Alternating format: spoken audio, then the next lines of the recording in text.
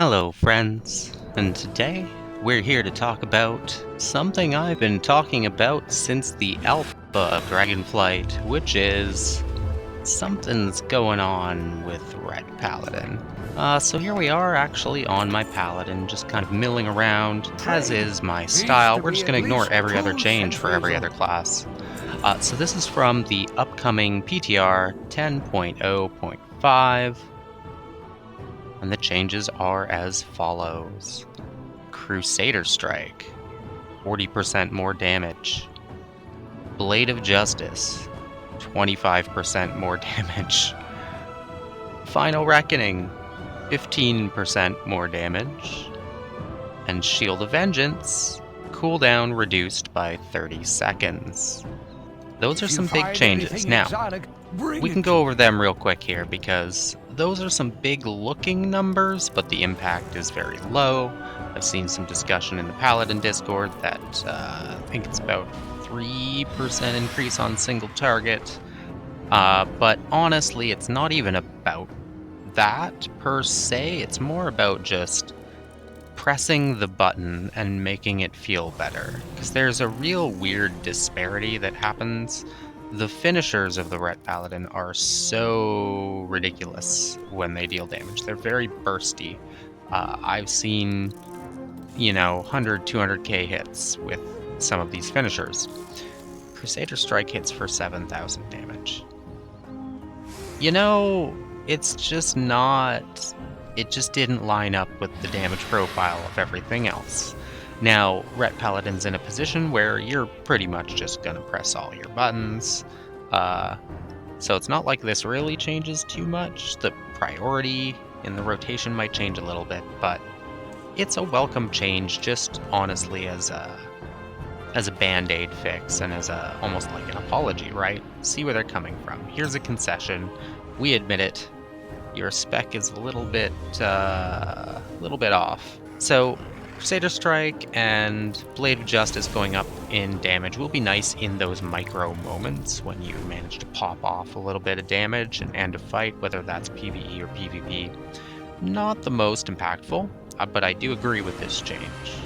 15% more damage on Final Reckoning.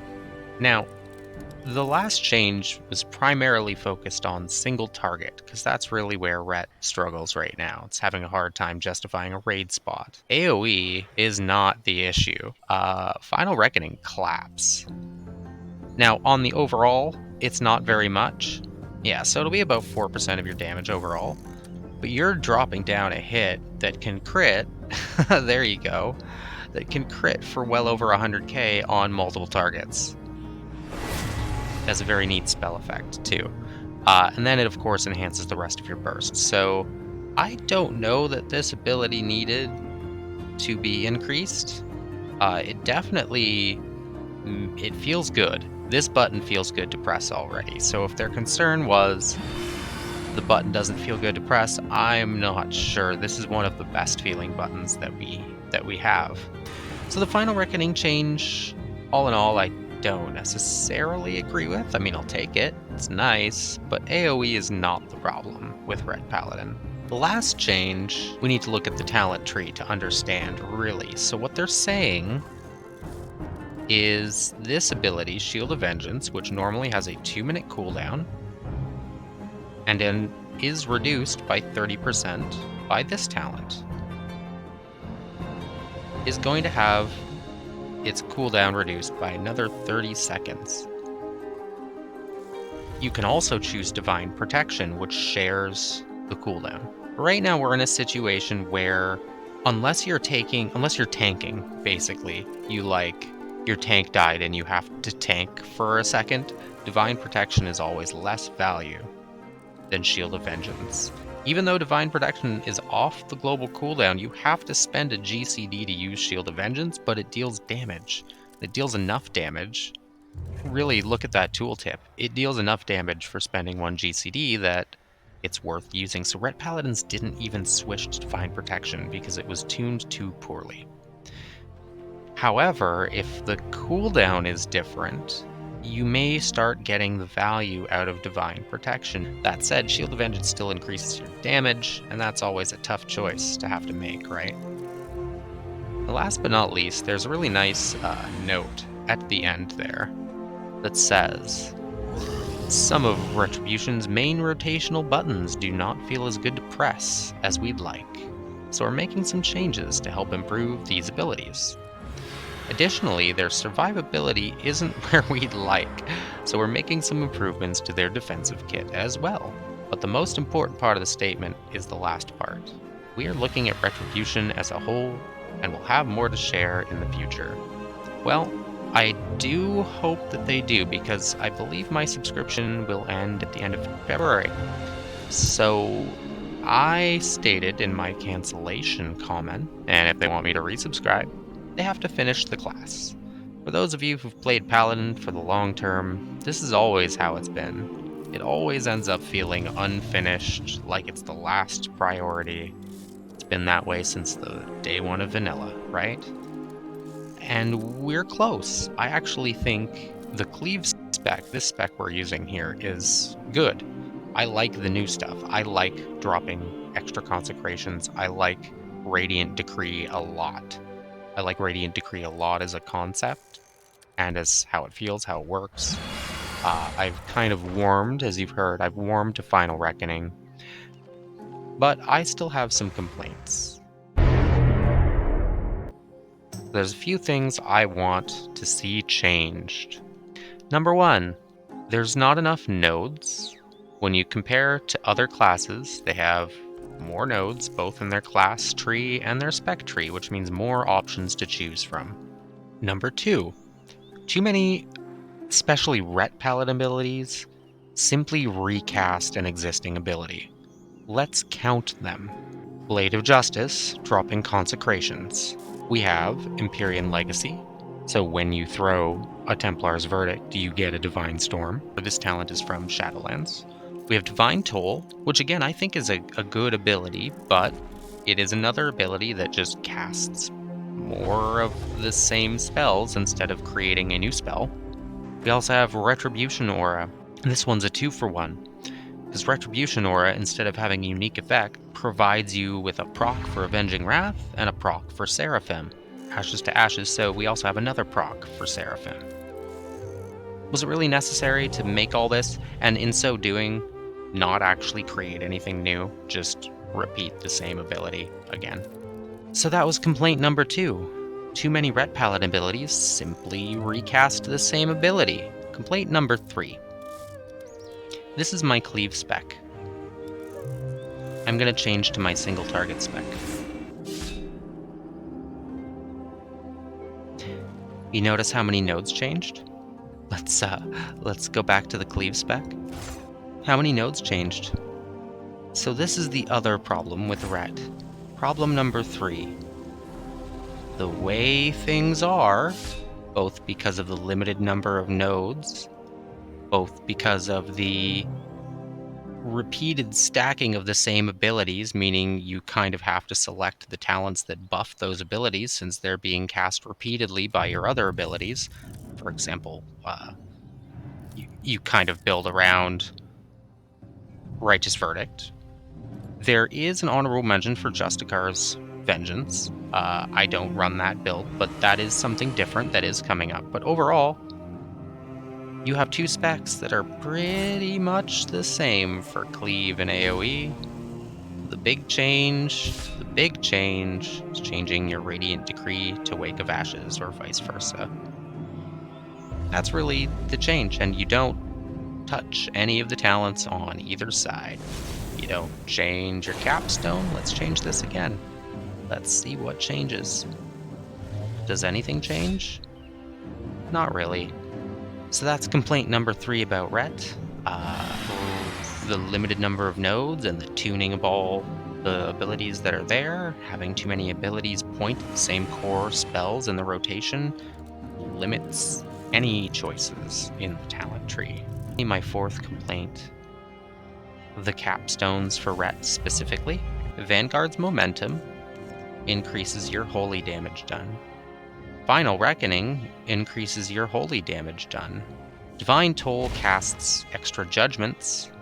Judgments increases your finisher damage. It's slightly different. Execution Sentence deals holy damage based on the amount of damage you do in the burst window, which essentially is another way of saying you deal more holy damage. So because the Ret capstones are pretty unimaginative and they don't really change your gameplay that much, for raids and M+ has settled on the middle path. Now in PvP you might do it a little different. I know PvPers enjoy some execution sentences. You can make some very silly things happen with your Final Reckoning execution sentence combos. But honestly, all the capstones feel so samey. And the one thing that makes them feel different, for example, Final Verdict having a range to it, isn't enough to make it get used. And this could change, right? This will change as gear scales and we get an interesting set bonus, but at the end of the day, is your playstyle really going to change that much? No, it's not. There's very limited playstyle options because all the capstones are pretty much the same. They all accomplish the same goal. They step on each other's toes for the same niche, as evidenced by Final Verdict, which in Shadowlands was considered the optimal single-target legendary at some points, right? It just doesn't get used in single-target now because putting in an extra Divine Storm every 30 seconds is worth more. Putting an extra pile of damage and buffing your finishers. Putting in an extra pile of damage and buffing your finishers.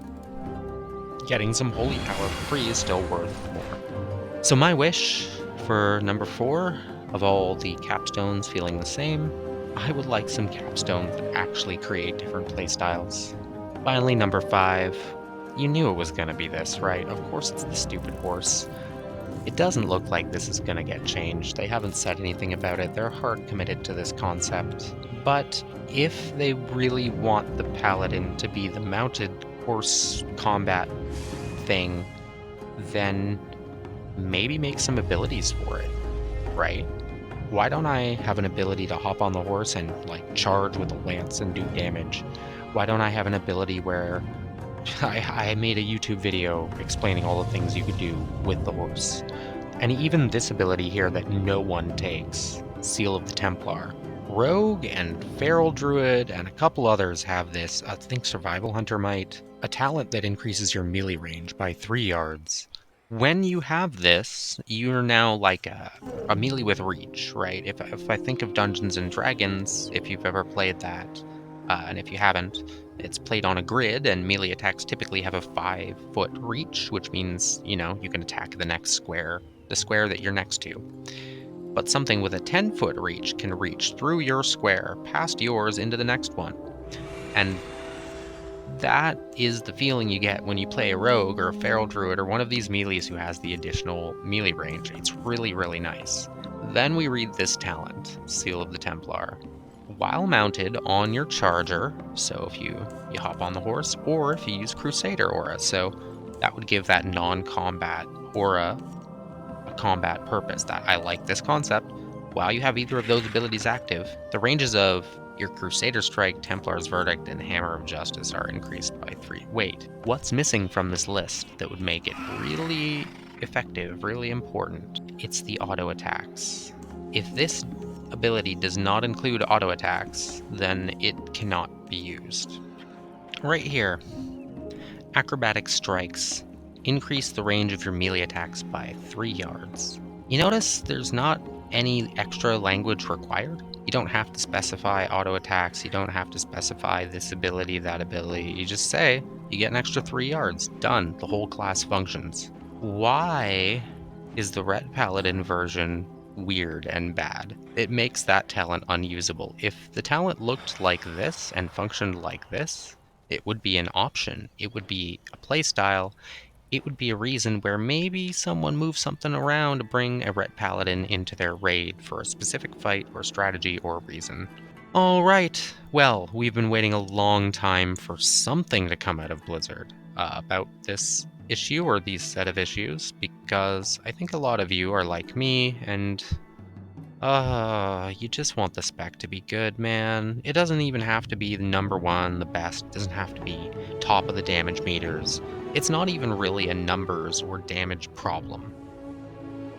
The problem is the lack of variety, the lack of utility, the lack of mobility, the lack of defense, and the lack of developer time. That's really what it comes down to. Well, we're still going to be waiting for some kind of substantial changes, but at the very least, community perception on Ret should improve with the PTR. We've got some minor damage increases, but more importantly, a pretty big survivability buff. I can't understate how important that 30-second reduction is. Thanks for watching. Let's hope for something good. See you next time.